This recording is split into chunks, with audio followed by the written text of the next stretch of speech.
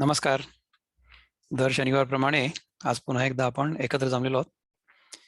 आपण मागच्या वेळेस चौथ्या अध्यायातला 21वा श्लोक घेतला होता. 20 आणि 21 दोन घेतले होते. तर त्याच्यानंतरचा श्लोक बघू आता आपण, नाही का? 22वा श्लोक.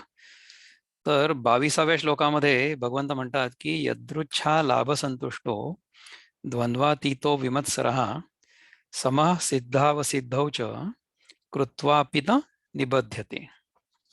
ठीक आहे. तर पहिलं आपण विनोबा त्याच्याबद्दल काय म्हणतात ते बघू. तर मी ही स्क्रीन शेअर करतो. विनोबांची गीताई जिथे आहे ती स्क्रीन ही आहे. तर 22व्या श्लोकामध्ये काय म्हणतात भगवंता, मिळे तेची करे गोड न जाणे द्वंद्व मत्सर फळो जळो जया एक करुणी हिन बांधिला. मिळे तेची करी गोड म्हणजे यदृच्छा लाभ संतुष्टो, जे आपल्याला मिळत आहे त्यावरनं आपण समाधानी आहोत. मिळे तेची करी गोड न जाणे द्वंद्व मत्सर, म्हणजे माझ्या डोक्यामध्ये द्वंद्व पण नाही आहे. I am not in a dilemma. I don't have any duality. I don't have any desire for this or the other, की मला अमुकच अशा प्रकारचं फळ मिळालं पाहिजे किंवा तशा प्रकारचं फळ मिळालं पाहिजे, असं माझ्या डोक्यामध्ये काही नाही आहे. आणि जर चांगलं फळ मिळालं तर त्याच्याबद्दल आसक्ती आहे, आणि चांगलं फळ नाही मिळालं तर त्याच्याबद्दल द्वेष आहे, असं पण नाही आहे. मिळे त्याची करे गोड. कारण की मला हे कळलेलं आहे. मला तो 47 श्लोक कळला होता ना. 47वा जो श्लोक आहे आपला दुसऱ्या अध्यायातला, की कर्म करणं माझ्या हातात आहे, परंतु कर्माचं फळ जे आहे ते माझ्या हातात नाही आहे. त्यामुळे जे मिळे त्याची करी गोड न जाणे द्वंद्व मत्सर. माझ्या मनामध्ये समजा आपल्याला नाही मिळालं आणि दुसऱ्याला मिळालं तर त्याच्याबद्दल मत्सर ते पण नाही आहे. द्वेष पण नाही आहे. फळो जळो जया एक. फळो जळो जया एक याचा अर्थ द्वैत. आता हे मी थोडंसं विनोबांच्या सोबतच ज्ञानेश्वरीचं पण बघतोय, so that we can together try to understand what it is मेंट.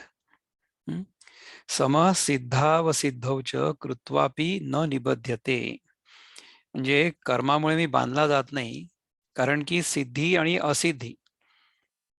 सिद्धावसिद्धौ म्हणजे काय? सिद्ध आणि अवसिद्ध. सिद्ध आणि अवसिद्ध. अवसिद्ध म्हणजे असिद्ध. सिद्धावसिद्धौ, त्या दोन्हींमध्ये मी सम आहे. द्वंद्वातीतो विमत्सर म्हणजे द्वंद्वाच्या पलीकडे आहे आणि मत्सराच्या पण पलीकडे आहे. कारण की माझ्या मनामध्ये द्वैत पण नाही आणि द्वंद्व पण नाही. ह्या सगळ्या गोष्टी ज्या आहेत ना, काही काही प्रत्येक अध्यायामध्ये भगवंत, भक्ती, कर्म, ज्ञान ह्या तिन्ही गोष्टींची अशी सरमिसळ करतात की आपल्याला कळतच नाही. आपल्याला तीन गोष्टी त्या वेगळ्या काढून बघता येत नाहीत. काही काही अध्यायांमध्ये कर्मावर जास्त भर दिलेला आहे किंवा काही काही श्लोकांमध्ये कर्मावर भर दिलेला आहे, परंतु कर्माचं सांगता सांगता ज्ञानामध्ये पण आलो ना आपण. म्हणजे कर्म होत आहे परंतु कर्ता उत्पन्न होत नाहीये, आणि जे कर्मफळ मिळतंय त्याच्याबद्दल आपल्या मनामध्ये ना आसक्ती आहे ना द्वेष आहे. दोन्ही गोष्टी नाही आहेत. तर ही ज्ञानाची परिसीमा आहे, की जर मला माहिती असलं की इथे माझ्या व्यतिरिक्त दुसरं कोणी नाहीच आहे, अद्वैत हे अंतिम सत्य जर असलं, तर त्याच्यामध्ये जर निष्ठा असली तर कर्म घडेल आपल्या हातून. परंतु आपण कर्म कोणासाठी करतोय? मागच्या श्लोकात तेच म्हटलं होतं ना, की कोणासाठी कर्म करतोय. फार काय विश्वपूर्ण न मानी आपणाहून भिन्न, आता कर्म कसले कोण बाधक होईते अशी. ही शेवटची ओवी आपण बघितली ती मागच्या वेळेस. ठीक आहे ना. कारण की द्वैत असता मत्सर वाटे. द्वैत जर असलं तर मत्सर वाटेल ना. आपल्या व्यतिरिक्त दुसरं जे कोणी इथे आहे त्यांना जर आपण आपल्यापेक्षा वेगळं आणि सत्य मानलं तर त्यांना काय मिळतंय त्याच्याकडे बघून आपल्याला मत्सर वाटेल. पण तसं जर नसलं तर द्वैत असता मत्सर वाटे आणि द्वैत नसता मत्सर न वाटे. ते ज्या जवळी झाले खोटे, ते ज्या जवळी झाले खोटे, मग वैशिष्ट्य राहिले कोठे कोठे. हे पहा, ज्याच्याजवळ द्वैत राहिलं नाही आणि मत्सर राहिला नाही, त्याच्याजवळ द्वैत आणि मत्सर दोन्ही खोटे झालेले असले तर वैशिष्ट्य राहिलेच कोठे, राहिले कोठे. वैशिष्ट्य म्हणजे माय सेन्स ऑफ सेपरेटनेस, अदरनेस. तो निर्मत्सर बोलण्यात, तो बोलण्यामध्ये निर्मत्सर असेल. कधी जेव्हा तो कोणाशी काही बोलेल तेव्हा त्याच्या मनामध्ये मत्सर नाही असणार. म्हणून सर्व प्रकारे तो मुक्त, कर्मे करिता कर्मरहित, गुणात असूनी गुणातीत, जाणावे त्या निसंशय. आता पहा की गुणात असूनी गुणातीत हा ऍक्च्युअल विचार 14व्या अध्यायामध्ये येणार आहे किंवा आलेला आहे. तर तो आत्ता 4थ्यामध्ये सुद्धा सांगितला भगवंतानी. म्हणजे पुष्कळदा काय होतं की लोक म्हणतात ना की गीता कर्मपर आहे किंवा कर्मप्रधान आहे किंवा भक्तिप्रधान आहे किंवा ज्ञानप्रधान आहे. तर काही अध्याय त्यातले कर्मप्रधान, भक्तिप्रधान, ज्ञानप्रधान असू शकतील, परंतु सगळ्या अध्यायांमध्ये सगळ्याच प्रकारच्या गोष्टी कधी कधी अशा मिसळल्या जातात की आपल्याला काही कळतच नाही की कसं वेगळं करावं. वेगळं करण्याची गरज काय आहे? आपल्याला जेव्हा जे सूट करेल, जेव्हा ज्याचा आपल्याला उपयोग होऊ शकेल अशा प्रकारचं आपण घ्यावं गीतेतनं, तशा प्रकारे आपलं आचरण करावं, तशा प्रकारे आपण प्रयोग करून बघावा आणि मग जे काही फळ मिळतं ते भगवंताच्या इच्छेने यदृच्छा लाभ संतुष्टो, त्या वृत्तीने आपण ते ऍक्सेप्ट करायचं आपल्याला. असं आहे ना. तर अशा प्रकारे करणारा जो आहे, अशा प्रकारे काम करणारा जो आहे, अशा प्रकारे कर्म करणारा जो आहे, तो गुणात असूनही गुणात येतं. तो असा निसंशय आपण जाणायला काही हरकत नाही. तर हे ज्ञानेश्वरांनी ह्या श्लोकावर फक्त 2च ओव्या लिहिलेल्या आहेत. तर त्या 2 ओव्या आपण आता ऍक्च्युली बघितल्या. त्यामुळे आपण थोडासा आपला जो क्रम आहे तो बदललाय, पण हरकत काहीच नाही. आपण सगळ्या लोकांचं ट्रान्सलेशन बघणारच आहे ना. आता मी विनोबांचं हे थांबवतो आणि आपले बंधू किशोरजी आहेत ते काय म्हणतात ते बघू आपण. So let me share this with you. पहिले मुक्तछंद बघू. मुक्तछंदामध्ये 22वा श्लोक काय म्हणतात? सहज लाभले त्यात समाधानी, जो गेला सर्व द्वैतासी लंघुनी, निर्मत्सर कर्म फलाप्रती अलिप्त, निर्मत्सर कर्म फलाप्रती अलिप्त, तो कर्म करी तरी कर्म बंधमुक्त. सहज लाभले त्यात मी समाधानी आहे. जो गेला सर्व द्वैतासी लंघुनी, all the duality has been left behind. द्वैताचा जो भास माझ्या मनामध्ये होता तो मी खरं मानणं सोडून दिलंय. निर्मत्सर, कारण की द्वैत नाहीच आहे, दुसरं नाहीच नाही, तर मी कोणाचा मत्सर करू. कर्मफलाप्रती अति अलिप्त, कर्मफल कोणाला पाहिजे आणि फॉर व्हॉट. कर्म आणि कर्मफल, सगळी प्रकृती, सगळे गुण हे सगळे माझ्या आत आहेत. हे माझंच मॅनिफेस्टेशन आहे, माझं प्रगटीकरण आहे. हे खरं नाही आहे, हे फक्त प्रतीत होते, इट्स नॉट रिअल. अशा प्रकारे जर आपल्याला आतून बोध झालेला असला तर आपण कर्मफलाप्रती अलिप्तच राहू. कारण की न कर्म मला चिकटू शकतं, ना कर्मफल चिकटू शकतं. मला काहीही चिकटू शकत नाही. अनात्म वस्तू मला माझ्या आत्म्याला चिकटलेली आहे हा माझा भ्रम आहे. अनात्म वस्तू आत्म्याला चिकटूच नाही शकत. तो कर्म करी. त्यामुळे आता जोपर्यंत आपल्याजवळ शरीर आहे तोपर्यंत आपल्याला शरीर रक्षणापुरता किमान स्वार्थ आवश्यक आहे. आपण मागच्याच बघितलं होतं. तरी सुद्धा तो कर्मबंध मुक्त आहे, कारण की त्याच्यामध्ये न कर्ता भाव आहे, न कर्मफळाची आसक्ती आहे. सो दिस इज व्हॉट दिस श्लोक मीन्स. ह्याच्यामध्ये वृत्तबद्धामध्ये काय म्हणतात? असे जे नशिबी समाधान त्यात, जयाने असे लंघिले सर्व द्वैत, फळो निष्फळो वा तयाचेची कर्म, स्थितप्रज्ञ त्यासी न बांधेची कर्म. असे जे नशिबी समाधान त्यात, म्हणजे आपण कर्म केल्यानंतर जे कर्मफळ आपल्याला मिळालेलं आहे त्याच्याबद्दल मी संतुष्ट आहे. म्हणजे असं नाही म्हटलं की अरे मी एवढं कर्म केलं आणि मला एवढंच फळ मिळालं. असं असताना आपल्या मनामध्ये ना तक्रार असते. परंतु समजा आपण कमी कर्म केलं आणि जास्त फळ मिळालं, म्हणजे लॉटरी लागली आपली, आपण कधी कंप्लेंट करतो का?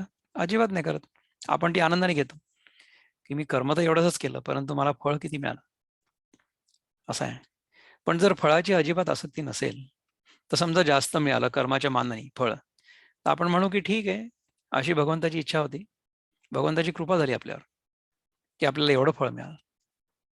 आणि समजा नाही मिळालं, तर मग आपण काय म्हणू की नाही, भगवंताची यावेळेस अशी इच्छा होते की हे कर्म करून देखील मला त्याचं फळ मिळणं माझ्यासाठी चांगलं नव्हतं. हे समजा मला कळलं, तर मग काय होईल की फळं किंवा निष्फळं यांनी मला काहीच फरक नाही पडणार. असा जो स्थितप्रज्ञ आहे त्याला कर्म बांधू शकत नाही. हे आहे. आता सगळ्यात शेवटी आपण प्रभुपाद काय म्हणतात याच्याबद्दल हे बघू. So let's see if I can share that screen. Prabhupada म्हणतात 22व्या श्लोकामध्ये, यदृच्छालाभ संतुष्टो द्वंद्वातीतो विमत्सरः समसिद्धावसिद्धौ च कृत्वापि न निबध्यते. ठीक आहे. तो यदृच्छा म्हणजे out of its own accord, लाभ विथ गेन, आणि संतुष्ट म्हणजे सॅटिस्फाईड, द्वंद्व म्हणजे ड्युअलिटी, अतीत म्हणजे सरपास्ट, विमत्सर म्हणजे फ्री फ्रॉम एनवी, सम म्हणजे स्टडी, सिद्धौ इन सक्सेस और असिद्धौ इन फेल्युअर, च म्हणजे ऑल्सो, कृत्वा म्हणजे डुईंग, अपी म्हणजे ऑल्दो, न म्हणजे नेव्हर, आणि निबद्धते म्हणजे बिकम्स अफेक्टेड म्हणजे बंधनात बांधला जात नाही. निबद्धते निबद्ध होत नाही. He who is satisfied with gain which comes out of its own accord, who is free from duality and does not envy, who is steady in both success and failure, is never entangled, although performing actions. अशा प्रकारे आपण जर कर्मफळामध्ये आसक्त राहिलो नाही, कर्मफळ हे निसर्गाच्या नियमांप्रमाणे तयार होत आहे, जे कर्म केलं गेलं असेल त्या कर्मानुसार, अशी जर आपल्याला पूर्णपणे खात्री पटलेली असेल, तर सर्वप्रथम आपण चुकीचं कर्म हाती घेणारच नाही. इथे प्रकाशजी आलेत की नाही मला माहित नाही, परंतु प्रकाश रानडे त्यांनी मला प्रश्न विचारला होता की आपण नित्यकर्म, नैमित्तिक कर्म याच्याबद्दल काहीतरी सांगाल का? तर कर्म 4-5 प्रकारचे असतात. त्यापैकी एक निषिद्ध कर्म आहे. निषिद्ध कर्म म्हणजे जे करायला नको ते तर करायलाच नको. म्हणजे as far as we R concern, आपण हे सगळं चिंतन करण्यासाठी आपली देहशुद्धी आणि चित्तशुद्धी करण्याच्या मागे लागलेलो आहोत. त्यामुळे आपण मांस, मद्य, अंमली पदार्थांचं सेवन, ह्या सगळ्या गोष्टी आपल्यासाठी निषिद्ध आहेत. आपण जर तसं केलं तर त्यांनी आपली देहशुद्धी होईल, चित्तशुद्धी होईल, आणि आपण जे आता करतो आहोत त्याच्यामध्ये आपल्याला जरा जास्त गती येईल, असं होईल. तर ती निषिद्ध कर्म आहेत. निषिद्ध म्हणजे जाऊन कोणाचा खून नका करू, बलात्कार करू नका, किंवा ह्या ज्या सगळ्या गोष्टी ह्या निषिद्ध आहेत. बरं. त्यानंतर काम्य कर्म. काम्य कर्म असं असतं की ज्या कामातून आपल्याला काहीतरी कामना पूर्ण करायची. काम्य म्हणजे कामने रहित, कामने सहित, सॉरी, कामना पूर्ण करण्यासाठी जे कर्म केलं जातं त्याला काम्य कर्म म्हणू आपण. तर काम्य कर्म देखील त्यागायचंच आहे. काम्य कर्माचा देखील त्यागच करायचा आपल्याला. निषिद्ध कर्माचा तर विचार पण डोक्यात नाही आणायचा आहे. काम्य कर्म आपण करत असू, परंतु ते कमी कमी कमी कमी करत जायचं. नित्यकर्म जे आहे ना, आपण जे नित्यकर्म करतो त्याच्यामध्ये ना खूपदा आपल्याला आपण काही विचार करत नाही विशेष. नित्यकर्म म्हणजे कसं की मला भूक लागली, मी जेवलो, हे कर्म झालं. परंतु ते कर्म शरीर रक्षणापुरतं जर केलं तर त्याचं पाप नाही लागत, असं भगवंतांनी मागच्या श्लोकात आपल्याला सांगितलं होतं, राईट? तर ते झालं नित्यकर्म. आणि नैमित्तिक कर्म म्हणजे आपण जे एखाद्या निमित्तासाठी म्हणून करतो. आता खरं तर आत्ता जे आपण करतो आहोत ते नैमित्तिक कर्म आहे. ह्या निमित्तामुळे आपण करतोय. पण आपलं हे नैमित्तिक कर्म आता नित्य झालेलं आहे, कारण की आपण दर शनिवारी करतोय. आपण ह्याचा विचार नाही करू. Let's not use this as a good example. आज सकाळी आमच्या वेळेप्रमाणे 7:30 ते 9 आमचा एक दुसरा योगाचा कार्यक्रम झाला. त्या कार्यक्रमामध्ये मला बोलायला बोलावलं होतं इंटरनॅशनल डे ऑफ योगा बद्दल. दॅट विल बी नैमित्तिक कर्म. निमित्त काय? International day of yoga. त्याच्याबद्दल काय केलं आपण? त्या विषयावर एक भाषण केलं. हे झालं नैमित्तिक कर्म. सो नित्य karma is something we do every day for maintaining our selves. आपण समजा रोज जाऊन नोकरी करत असू तर दॅट इज नित्य कर्म. परंतु त्या नोकरीच्या निमित्ताने आपल्याला समजा कुठेतरी जावं लागलं, कुठल्या तरी एखाद्या क्लायंट व्हिजिटसाठी, आणि एक प्रेझेंटेशन करावं लागलं, किंवा आपण एखाद्या कॉन्फरन्सला गेलो, तिथे जाऊन आपण काहीतरी एक प्रेझेंटेशन केलं, दॅट विल बी नैमित्तिक कर्म. त्या निमित्ताने ते झालं, असं झालं. तर अशी ही वेगवेगळ्या प्रकारची कर्म असतात. तर ती सगळीच्या सगळी कर्म आपल्याला त्या कर्मामधून आपल्याला काय मिळेल या कामने शिवाय आपल्याला करायचे. त्या प्रकारे आपण जेव्हा कर्म करत करत जाऊ, करत राहू, तेव्हा आपली चित्तशुद्धी होणार आहे. जेव्हा आपण काम्य कर्म करतो ना, त्याच्यातनं चित्तशुद्धी नाही होत. त्याच्याने इच्छापूर्ती होते, पण इच्छा निवृत्ती नाही होत. आणि आपल्याला काय कळलं की इच्छापूर्तीपेक्षा इच्छा निवृत्तीमध्ये आनंद जास्त आहे. समजा आपण कधी कोणाला विचारलं ना, की समजा एखाद्याचं व्यसन असेल, समजा एखाद्याला सिगारेट प्यायचं व्यसन असेल, तर सिगारेट पिणारा जेव्हा सिगारेट सोडतो प्यायला, नंतर तुम्ही त्याला जर विचारलं, की तुम्हाला सांग, की तुला सिगारेट पित असताना जो आनंद होत होता तो आणि आता सिगारेट सोडल्यानंतर जो आनंद होतो आहे तो, ह्या दोन आनंदांपैकी कुठला आनंद तुला जास्त उच्च प्रतीचा वाटतो? तर तो सांगेल, की सोडल्यानंतर मला जो आनंद मिळाला तो जास्त चांगला आहे. एखाद्या गोष्टीचा त्याग झाल्यानंतर जो आनंद मिळतो तो ती गोष्ट प्राप्त करण्यामध्ये नसतो. हा नियम आहे. तर अर्थात जशी आपली मनस्थिती असेल त्यानुसार आपल्याला तो अनुभव येईल. जर आपण भौतिक जगामध्ये अडकलेलो असलो, जर आपण जगाला खरं मानत असलो, जर आपण आपल्या स्वतःला देह मानत असलो, तर मग इंद्रिय सुखांमुळे आपल्याला जो काही आनंद होईल तो आपण खरा मानू आणि आपण त्याच्याच मागे राहू, त्याचा त्याग नाही करणार. परंतु एक वेळ अशी येईल प्रत्येकाच्या जीवनामध्ये, समजा आपल्याकडून नाही आली, म्हणजे स्वेच्छेने जर नाही आली, तर तशी वेळ आपल्यावर आणली जाईल. तेव्हा आपल्याला खूप त्रास होईल. म्हणजे अगदी मरायची वाट बघायला नको. 2 वर्षापूर्वी ज्याप्रमाणे सगळ्या जगभर लॉकडाऊन झाला आणि आपल्याला घराबाहेर निघणं मुश्किल झालं, तर तेव्हा आपण कित्येक गोष्टींव्यतिरिक्त राहिलो ना, कित्येक गोष्टींशिवाय राहू शकलो. तर तसं राहण्याची आपल्याला सवय करायची. असं झालं तर चांगलं होईल. तर हा जो 22वा श्लोक होता त्याच्याबद्दल आपण इतक्या वेळ चिंतन केलं, ऑलमोस्ट 20 मिनिट. तर त्याच्याबद्दल काही कोणाला बोलायचं असेल किंवा विचार व्यक्त करायचे असतील, काही विचारायचं असेल तर आपण अनम्यूट करू शकता आणि विचारू शकता. तर प्रकाशजी आपण आहात का इथे? तर असलात तर या नमस्कार, नमस्कार विक्रमजी. हां, तर हे जे आपण नमस्कार. विचारायचा प्रयत्न केला होता, त्याच्याबद्दल काही आहे का चिंतन करायला? सो तुम्ही ते कव्हर केलं, की बेसिकली नित्यकर्म म्हणजे going to office and doing your regular correct. Day to day.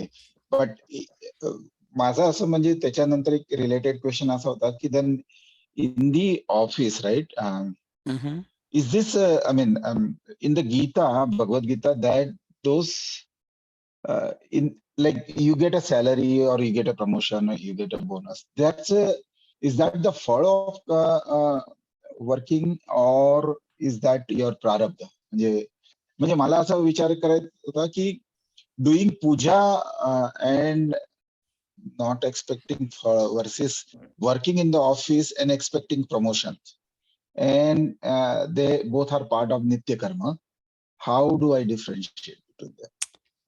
कसं असतं पहा, की आपण जे काही करतो आहोत, त्यातून आपल्याला आपल्या मेंटेनन्सच्या पलीकडे समजा काही मिळवण्याची इच्छा असली, आपण नोकरी का बरं करतोय? आपण पैसा का बरं कमवतोय? कारण की आपल्या गरजा पूर्ण व्हाव्या. याच्यासाठी आपण ते नित्यकर्म करतोय. ठीक आहे. इव्हन पूजा जी आपण करतो ना, दॅट इज द नित्यकर्म ॲट द आधिदैविक लेवल. आपण मागच्या वेळेस सुद्धा आपण आधिदैविक, आधिभौतिक आणि आध्यात्मिक या 3 बद्दल एकदा केव्हा तरी बोललो होतो. आपल्याच मनात प्रश्न होता तो.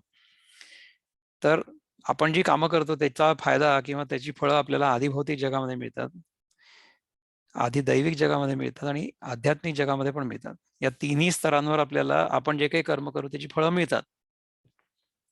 आपल्याला समजायचं काय आहे, की कुठलंही कर्म केल्यानंतर त्याचं जे फळ आहे, ते फळ निसर्गाच्या नियमांप्रमाणे मिळतं आहे. त्यामुळे त्या कर्माचा कर्ता किंवा त्या फळाचा कर्ता मी आहे, अशी भावना आपण ठेवू नये. कारण की आपण केलं ना कर्म, तरी सुद्धा जर पाचही गोष्टी म्हणजे आपला संकल्प पाहिजे, करणारा पाहिजे, जिथे केलं जातं ती जागा पाहिजे, नंतर उपकरणं पाहिजे म्हणजे टूल्स बाय विच डू, आणि शेवटी दैव पण पाहिजे. गीतेमध्येच पुढल्या केव्हा तरी एका अध्यायामध्ये भगवंत सांगतात की 5 things have to come together for any karma to fructify. कुठल्याही कर्माचा परिपाक 5 गोष्टी एकत्र आल्यानंतरच होतो. त्यातला एक जो आहे ना पार्ट, तो आहे दैव, म्हणजे डेस्टिनी. तर पुष्कळशा गोष्टी अशा असतात की आपल्याला ज्या कळत नाही की कशामुळे हे होत आहे, पण होतं खरं. आणि आपण अगदी इच्छा मनामध्ये ठेवून आणि सगळं अनुकूल असून देखील समजा एखादी गोष्ट कधी केली, तर ती गोष्ट तशी घडेलच किंवा त्याचा परिणाम आपल्याला अपेक्षित त्याचा मिळेलच, असं खात्रीपूर्वक नाही सांगता येत. बरं, आणि समजा मिळाला, लेट अस सी, पण तो मिळण्यापूर्वी आपल्याला हार्ट अटॅक आला, आपण चाललो गेलो, मग काय फायदा आहे?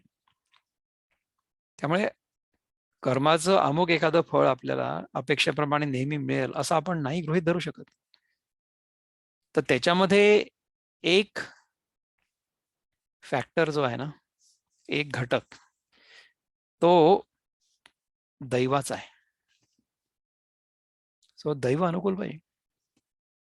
हे आता समजा उदाहरण द्यायचं झालं तर शेतकरी.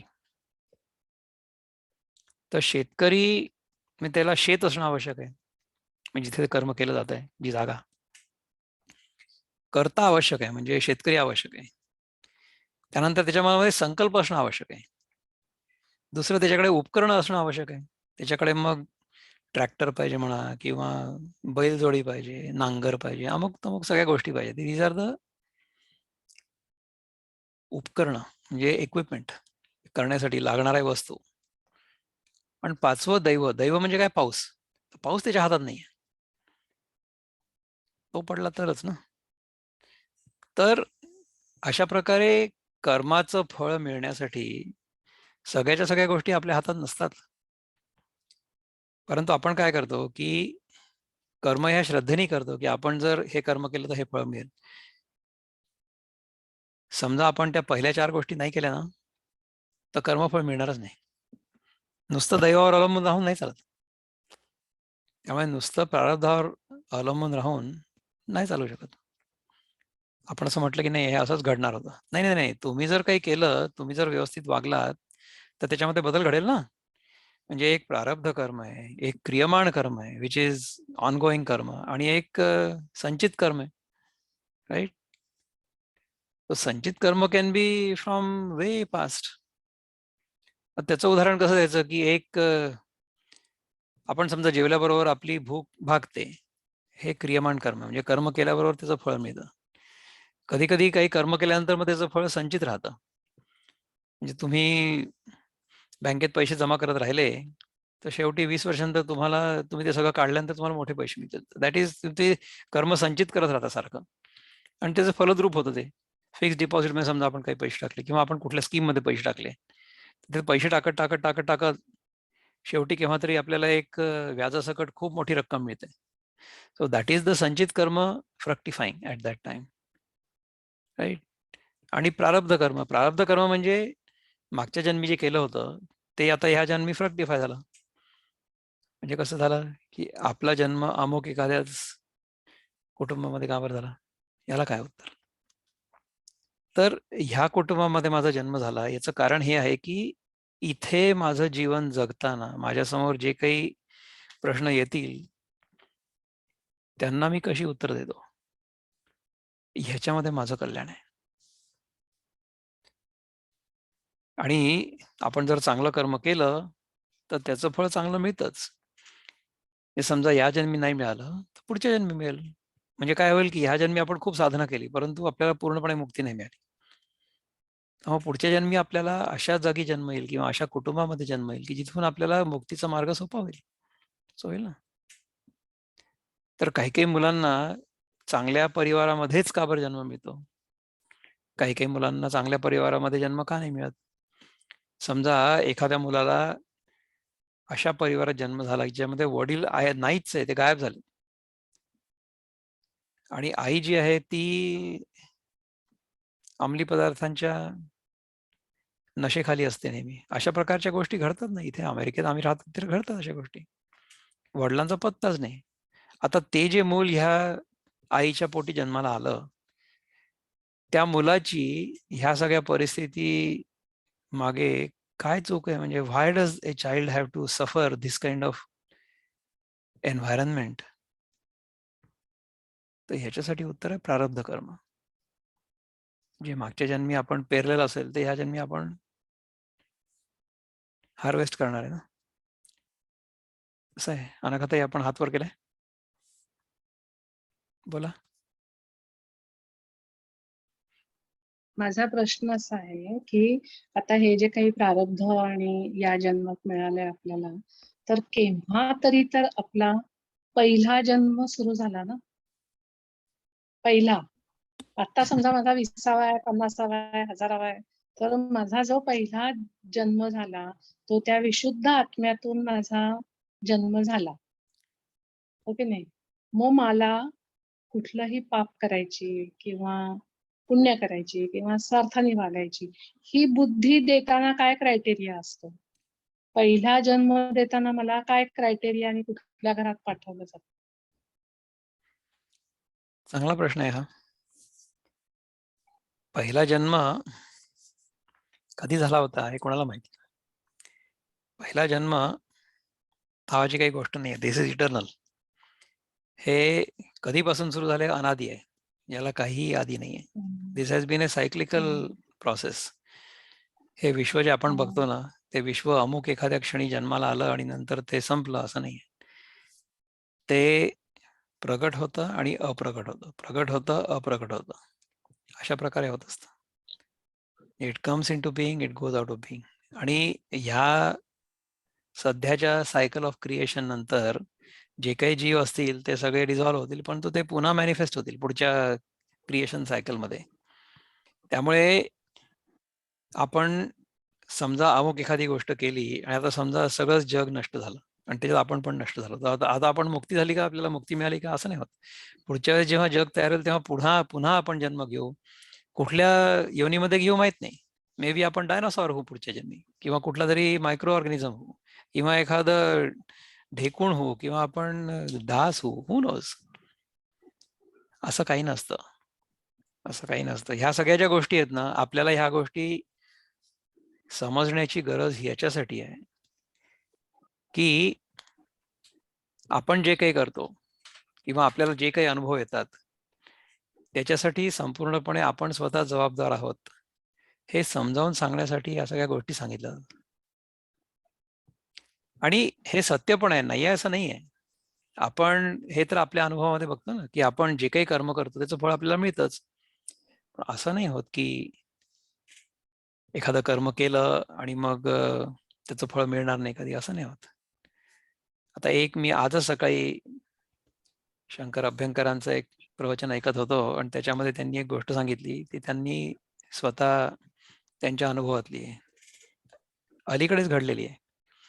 तर त्याच्यामध्ये गुजरातमध्ये कुठेतरी, मला असं वाटतं त्यांनी पोरबंदर असं सांगितलं होतं, तिथे तिथल्या कोर्टाचे जज होते, न्यायाधीश. तर ते एकदा समुद्र तीरावरनं फिरत असताना त्यांनी स्वतः त्यांच्या डोळ्यांनी एक हत्या झालेली बघितली, मर्डर. ठीक आहे ना, ऐकली का तुम्ही ती गोष्ट? बाकीच्या लोकांसाठी म्हणून सांगतो ती गोष्ट. हो, सांगा सांगा. तर कसं आहे की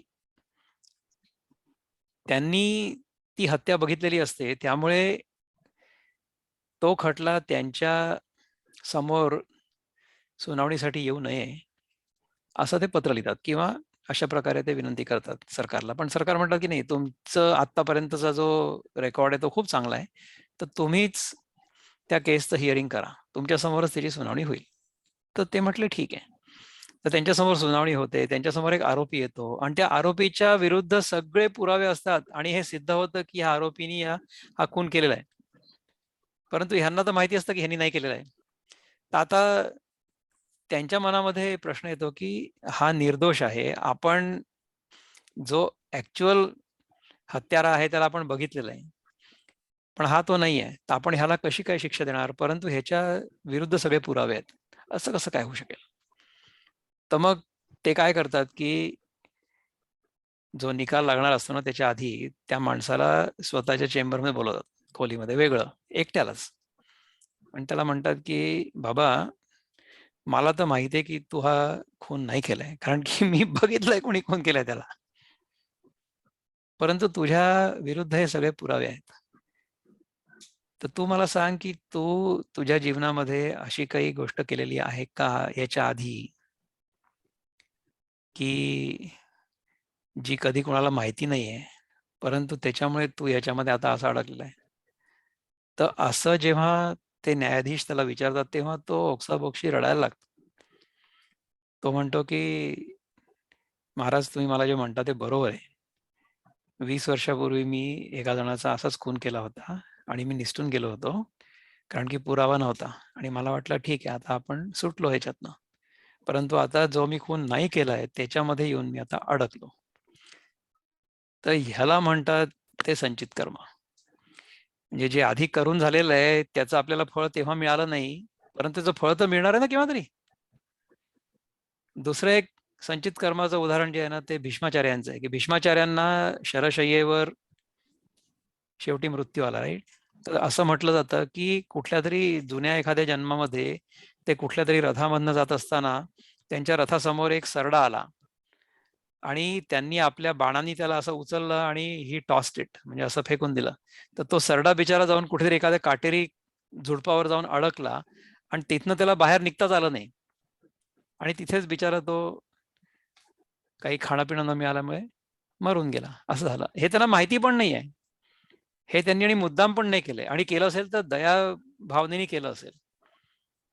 परंतु याची शिक्षा त्यांना जेव्हा ते महाभारतामध्ये युद्ध करत होते त्याच्यानंतर त्यांना शेवटी शरशय्येवर प्राण सोडावा लागला त्याच्यामध्ये मिळाली. अशी पौराणिक कथा आहे. म्हणजे आता बघा की ह्या सगळ्या कथा सांगण्यामागचा उद्देश काय? सांगण्यामागचा उद्देश हाच आहे की आपल्याला हे कळावं की आपल्या जीवनामध्ये आपल्याला जे काही अनुभव येतात ते आपल्या पूर्वकर्मानुसार येतात आणि त्या अनुभवांसाठी संपूर्णपणे 100% आपण स्वतः उत्तरदायी आहोत. आपण केलेल्या कर्मांचंच फळ आपल्याला मिळतंय आता. हे जर आपल्याला कळलं तर मग आपण काय करू? आपण कर्म सुधरवू आपली, असं होईल. तर ही सगळी जीवाची गोष्ट सांगण्यामागची जी कहाणी आहे किंवा जे तात्पर्य आहे, जो उद्देश आहे तो हा आहे. हे सांगायचं आहे की कुठल्याही कर्माचं फळ मिळेलच आणि मला जे काही फळ मिळतंय किंवा मला जो काही अनुभव येतोय माझ्या जीवनामध्ये तो माझ्या पूर्वकर्मानुसारच आहे, हे सांगण्याचा प्रयत्न आहे. तर पहिला जन्म कधीच नव्हता. There is no beginning at all, पण there can be an end. Ignorance has no beginning. See, हे सगळं इग्नोरन्स किंवा मायेच्या परव्ह्यू मध्ये येतं. This comes within the purview of maya. So it has no beginning. मागच्या वेळेस आपण एकदा सांगितलं ना, मी समजा म्हटलं की मला फ्रेंच येत नाही. मला फ्रेंच येत नाही तर कधीपासून येत नाही? I don't know. नाही येत. पण आय कॅन लर्न फ्रेंच आणि दॅट इग्नोरन्स कॅन एंड, असं आहे. तर ही सगळी जी जीवाची कहाणी आहे किंवा माझा मी देह आहे असं माझ्या मनामध्ये जे भरलेलं आहे, हा जो इग्नोरन्स आहे, ह्या सगळ्या गोष्टींचा अंत होऊ शकतो. परंतु ह्याला आदी नाही आहे. इज अनादी. There is no first birth. आणि ह्याच्यामध्ये आपण कर्म सुधारून किंवा आपलं चांगलं कर्म करून बाहेर निघण्याचा प्रयत्न करू शकतो. करायला पाहिजे. आणि आता तुम्ही जन्मजन्मांचं वगैरे सोडून द्या. आपण आपल्या ह्या जन्मातनं पाहू. ह्या जन्मात आपण समजा सर्वसाधारण आपल्या जीवनात बघितलं किंवा आपल्या समोरच्या जीवनात, समोरच्या काही आपल्या ओळखीच्या लोकांच्या जीवनात बघितलं, आपल्या मुलांच्या जीवनात बघितलं, तर जेव्हा मूल जन्माला येतं तेव्हा ते निरागसच असतं. त्याच्यावर कुठले संस्कार नसतात. It is clean slate. पण मग त्याच्यावर हळूहळू इग्नोरन्सचे संस्कार चढत जातात. लहान मुलाला आपल्या वेगळेपणाची जाणीव नसते, परंतु जसं जसं ते मूल मोठं होतं तसं तसं आपल्याला आपल्या त्या वेगळेपणाची जाणीव व्हायला लागते आणि वी ट्राय टू काय म्हणतात की एम्बेलिश, एनहॅन्स, स्ट्रेंगदन दॅट अहंकार.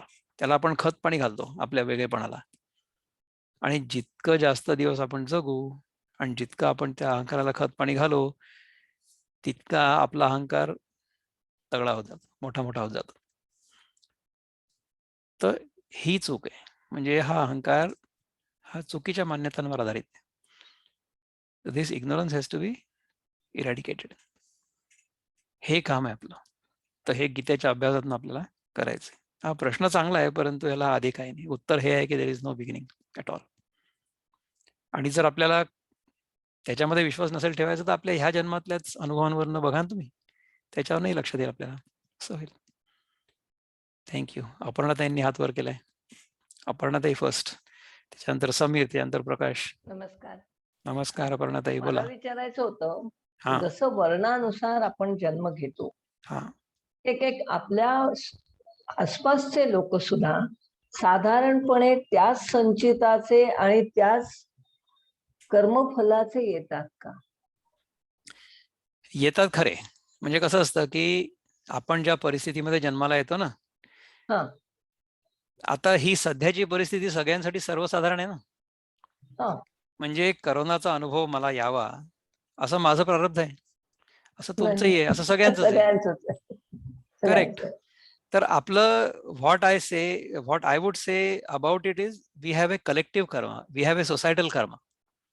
अच्छा. आपण ह्याच्याबद्दल एकदा केव्हा तरी बोललो होतो. मला असं वाटतं समीरनीच एकदा प्रश्न विचारला होता की असं का बरं होतं. तर ठीक आहे, आपण आपलं कर्म जरी करत असलो तरी सुद्धा एक देर इज ए कलेक्टिव्ह कर्म. म्हणजे आपण गुलामगिरीत का गेलो, असं मला कोणीतरी केव्हा तरी विचारलं होतं. म्हणजे भारत, आपल्याकडे एवढी सगळी संस्कृती आहे, अमुक आहे तमुक आहे, आपल्याला सगळं एवढं कळतं, पण तरी सुद्धा आपण गुलामगिरीत का गेलो. गेले 700-800-1000 वर्षापासून आपण गुलामगिरीतच आहोत ना. अजूनही आपण पूर्णपणे निघालेलो नाही त्याच्यातनं बाहेर. म्हणजे ऑन पेपर बघितलं तर आपण आहे स्वतंत्र, पण आपलं मन कुठे स्वतंत्र झालंय. आपल्या मनावर सुद्धा अजूनही भौतिकवादाचा पगडा आहेच ना. पाश्चात्य संस्कृतीचा पगडा आपल्याकडे अजूनही आहे. त्याच्यातनं आपण कुठे मुक्त झालोय. तर अशा प्रकारच्या घटना जगामध्ये घडतीलच. आपल्या मनातून जेव्हा भौतिकवादाचा भ्रम दूर होईल, तेव्हा आपण मुक्त होऊ, त्या क्षणी मुक्त होऊ. आणि त्या मुक्तीला बाहेरच्या स्वातंत्र्याशी काही घेणं देणं नाही. म्हणजे टिळक झाले, सावरकर झाले, हे लोक जेव्हा तुरुंगात होते तेव्हा ते काही स्वतंत्र नव्हते का? त्यांचं शरीर बंदिवासात होतं, परंतु त्यांचं मन नेहमी स्वतंत्र होतं. तर अशा प्रकारे जो मनुष्य मनातून आतून स्वतंत्र आहे ना, त्याला कोणी बंदिवासात नाही टाकू शकत. तुम्ही त्याचं शरीर नष्ट कराल किंवा त्याचं शरीर तुम्ही तुरुंगात टाकाल, परंतु त्याचं मन तुम्ही बंदिस्त नाही करू शकत. असं आहे. तर हे जर आपल्याला कळलं, तर मग आपण जी परिस्थिती असेल त्याच्यामध्ये चांगले राहू. हा श्लोक आहे तो, यदृच्छा लाभ संतुष्टो.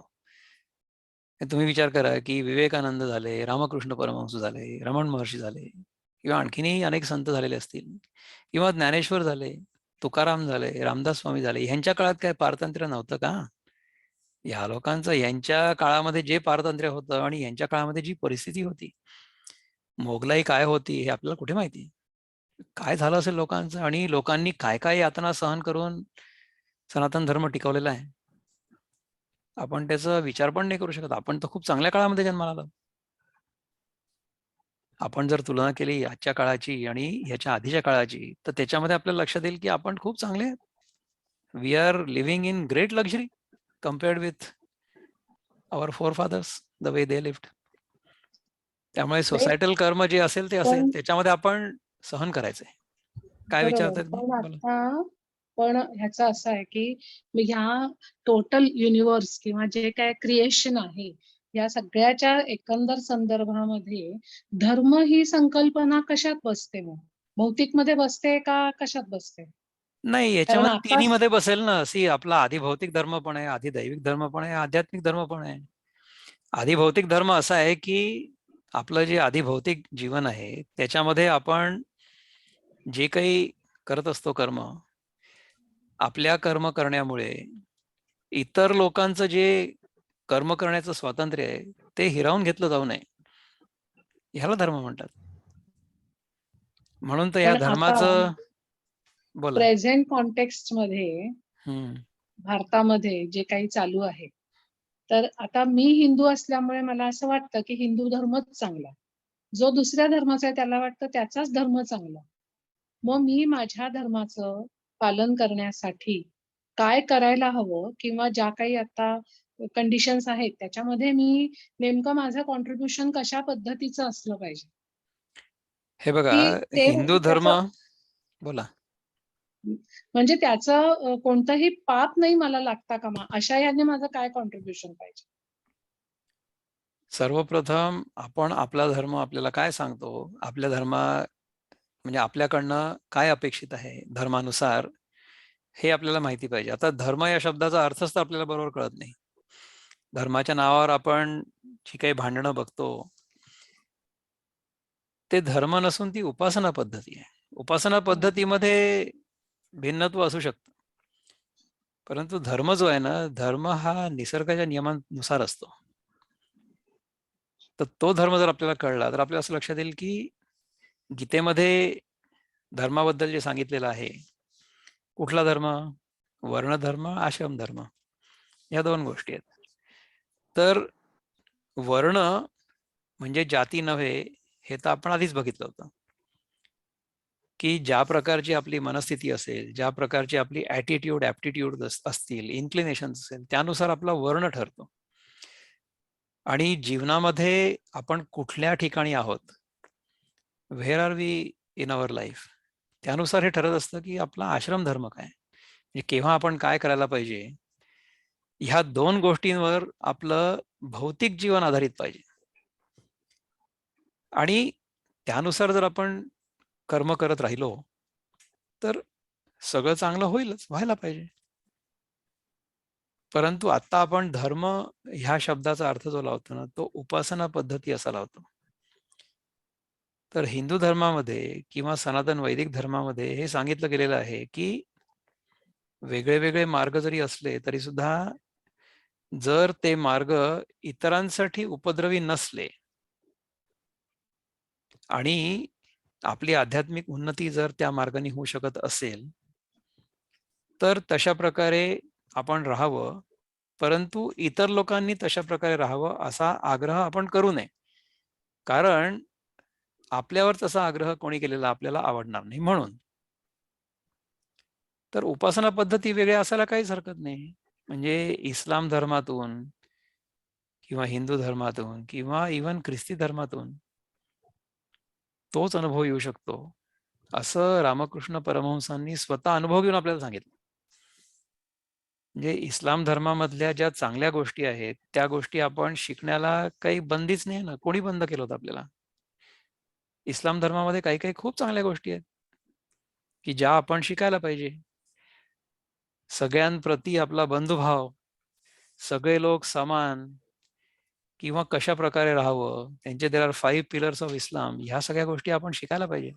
आणि त्या गोष्टी अतिशय चांगल्या आहेत. त्या 5 पिलर्स ऑफ इस्लाम आणि आपले यम नियम ह्याच्यामध्ये काही विशेष फरक नाही आहे. त्या गोष्टी आपण जरूर शिकाव्या. ख्रिस्ती धर्मामध्ये देखील अशा चांगल्या चांगल्या गोष्टी आहेत. तर सगळ्या धर्मांमधनं चांगल्या गोष्टी आपण शिकाव्या, त्या आपल्या आचरणात आणाव्या, ही आपली संस्कृती आहे. आनो भद्रा क्रत्वो यंतो विश्वता, असं ऋग्वेद सांगतो आपल्याला की सगळ्या दुनियेतनं आपल्याला चांगले जे सद्विचार असतील ते आपल्या जीवनात येऊ द्यावेत आणि ते आपल्या जीवनात यावेत, त्यांचं आपण आचरण करावं, सगळीकडनं येऊ द्यावेत. Let noble thoughts come to us from all universe, असं म्हटलंय. तर ही आपली संस्कृती आहे. परंतु मी माझीच विचारते संस्कृती चांगली, एक सेकंड अपर्णाताई, माझी संस्कृती चांगली आणि इतर चांगल्या नाहीत, हा जो वृथाभिमान आहे ना, त्याच्यामुळे भांडणं होतात. आता त्याच्यामध्ये विनोबांनी जे उदाहरण दिलं ते सांगतो तुम्हाला की प्रत्येक जीवाला, प्रत्येक प्राण्याला, प्रत्येक मनुष्याला त्याची आई जशी असेल तशी चांगलीच वाटते. म्हणजे गाढवाची आई गाढवाच्या मुलाला चांगली वाटते, गायीची आई म्हणजे वासराला चांगली वाटते, आपली आई आपल्याला चांगली वाटते. म्हणजे ती सुंदर असली ते चांगलीच गोष्ट आहे, कुरूप असली तरी ती आपली आई आहे ना.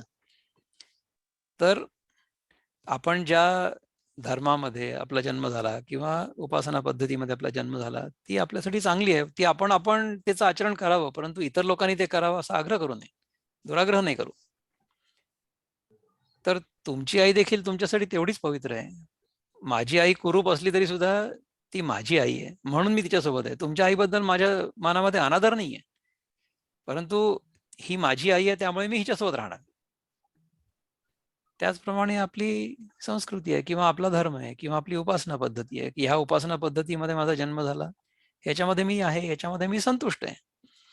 तुम्ही मला ह्याच्यापासून प्रवृत्त करण्याचा प्रयत्न करू नका, ह्याच्यामध्ये मी ठीक आहे, तुम्ही तुमच्या ह्याच्यात ठीक राहा.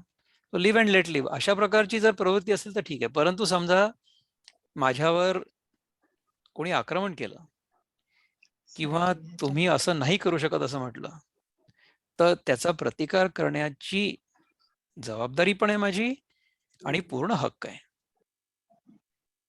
That is what is happening. आता अनेक वर्षांपासून काय झालेलं आहे की आपली जी एकमेकांमधली भांडणं आहेत ती ह्याचसाठी आहे की माझी उपासना पद्धती सर्वोत्तम आहे, त्यामुळे तुम्ही अमुक तसंच करावं.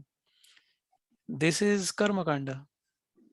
अरे पण तुम्ही ते करायचं कशाला आहे हे जर समजून घेतलं तर मग तुम्ही त्याच्यामध्ये अडकणार नाही. म्हणजे या पुनर्जन्माच्या कल्पनेमध्ये आपण का बरं अडकतो? कारण की आपण याला खरं मानलंय म्हणून.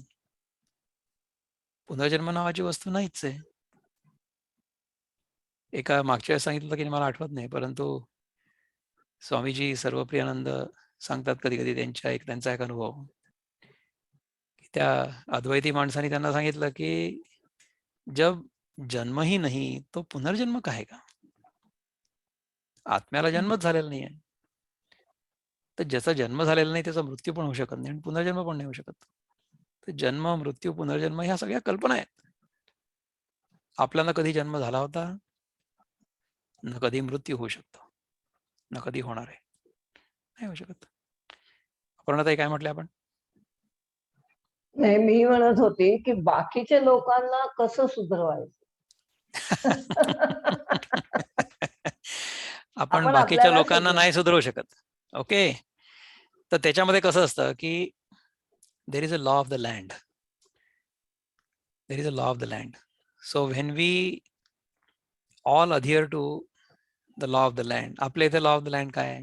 Current law of the land is the constitution. So we have to behave according to our constitution. If we do not behave according to our constitution, then the law should take its course आणि it will to punish us. असं होईल ना. आणि constitution जाऊ द्या, हा तर law of the land झाला, परंतु there is a law of karma. Who is going to escape that? Nobody can escape that. ठीक आहे ना. परंतु त्या कर्माचा जो डिस्पेन्सर आहे, म्हणजे the giver of all the कर्मफल, कर्मफलदाता, तो कर्मफलदाता मी नाही आहे किंवा आपण इंडिव्हिज्युअल कोणी असू नये. कर्मफलदाता जो आहे ना तो ईश्वर आहे, परंतु त्याचं काम आपण करावं अशी अपेक्षा नाही आहे. आपण जे काम करू ते काम सध्याचा जो कायदा वगैरे आहे त्यानुसार व्हायला पाहिजे, तर तसं आपण करावं.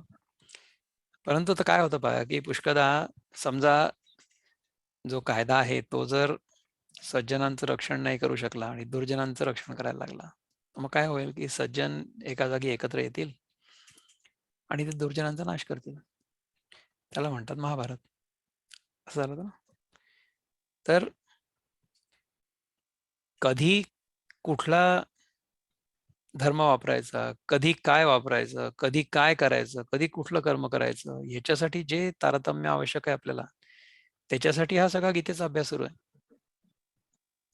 पण गीतेत तर म्हटलंय ना की पुनर्जन्म आहेच 100%. मग काय त्याचं कसं आपण हे करणार? हो, तर जर आपण स्वतःला जीव मानत असलो तर पुनर्जन्म आहे. पण ज्या क्षणी आपल्या लक्षात येतं की आपण हा वेगळा जीव नाही आहोत, इथे आपल्या व्यतिरिक्त दुसरं काही नाहीच आहे, हे ज्या क्षणी लक्षात येतं त्या क्षणी जीवनमुक्ती आहे. आपण जोपर्यंत स्वतःला जीव मानत असतो तोपर्यंत पुनर्जन्म आहेच. तोपर्यंत पुनर्जन्म दर क्षणी होतोय ना. Every moment you are new. आत्ता आपण एका Yes. क्षणापूर्वी जे होतो ते आता नाही आहे. तर असे आपले असंख्य जन्म ह्याच जन्मामध्ये ह्याच देहामध्ये झालेले आहेत. तर ते पुनर्जन्म आपण बघतोय ना, की गेल्या क्षणी जे झालं होतं ते आता अस्तित्वात आहे का? ते नाहीये. तर पुनर्जन्म हा भास आहे. आत्ताच्या अनुभवामध्ये सुद्धा तुम्ही बघा, की 5 मिनिटापूर्वी झालं तर ते कुठे आहे? Doesn't exist. तर ही क्लॅरिटी जेव्हा येते ना, त्याच्यानंतर जन्म, मृत्यू आणि पुनर्जन्म ह्याच्याबद्दल आपल्या डोक्यामध्ये शंकाच नाही उरत. जोपर्यंत आपण त्या विश्वासात असतो, until we are in that kind of belief system, तोपर्यंत पुनर्जन्म होतो, नाही तर नाही होत.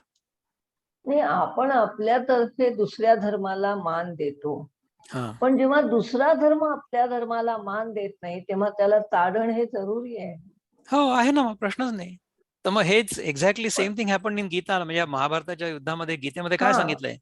अर्जुना बाबा, तुला हे तुझे Yes. चुलत भाऊ असतील सगळं ठीक आहे, परंतु ह्यांचा नायनाट करणं आवश्यक ह्याच्यासाठी आहे, कारण की ह्यांच्या राज्यामध्ये सज्जनांना त्रास होतोय आणि दुर्जनांना फावतंय.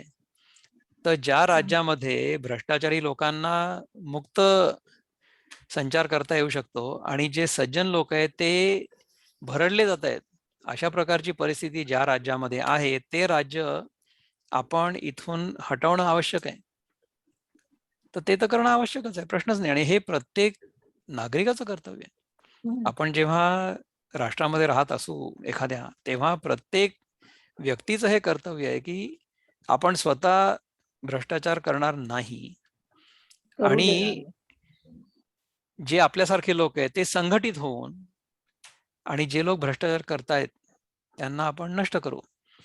अशा प्रकारच्या निर्धारांनी जेव्हा आपण उभं राहू तेव्हाच तर राष्ट्र बरोबर राहील ना. तर एनिवे, आता आपण ह्याच्यानंतर समीर आणि प्रकाश दोघांनी हात वर केले, तर त्यांचे पण प्रश्न घेऊया. तर समीर, आपल्याला प्रश्न थँक्यू सो विचारायला मच. फक्त 1 मिनिट आहे. No problem. आपण आता युअर वेलकम. आणि आपण हरकत नाही, उत्तरासाठी मी उत्सुक पुढच्या आहे. वेळेला विचारतो.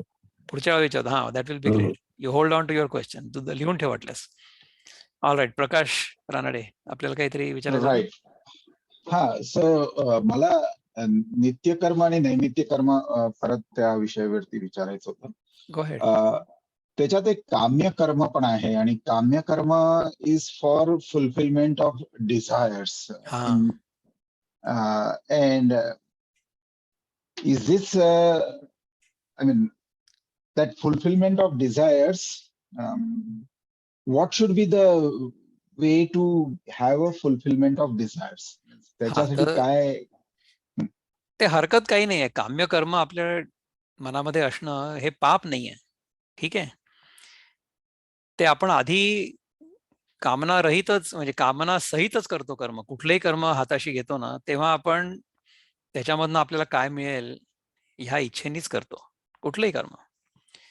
आपल्याला गीता काय सांगते की तुम्ही ते जे काम्य कर्म आहे ना त्याचा विस्तार करत जा, म्हणजे तुमच्या स्वतःसाठी त्याचं फळ मिळावं अशा प्रकारच्या इच्छेच्या ऐवजी तुम्ही त्याच्यामध्ये जास्त जास्त जास्त जास्त लोकांना सामावून घ्या.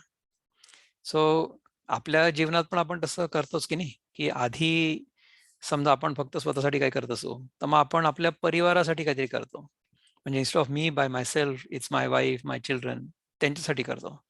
So our idea of myself has expanded a bit.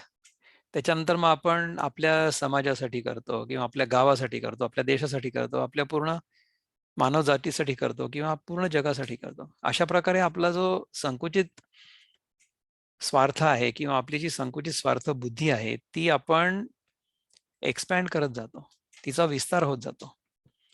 आणि ही जी वृत्ती आहे ती जेव्हा विश्वाकार होते, याच्या आधीच्या श्लोकामध्ये आपण बघितलं, त्याच्यामध्ये आपण जे काही करू ते सगळं समष्टीच्या कल्याणाकरताच घडेल. त्यामुळे काम्य कर्म जरी असलं तरी सुद्धा त्याची व्याप्ती आपण वाढवत गेलं पाहिजे.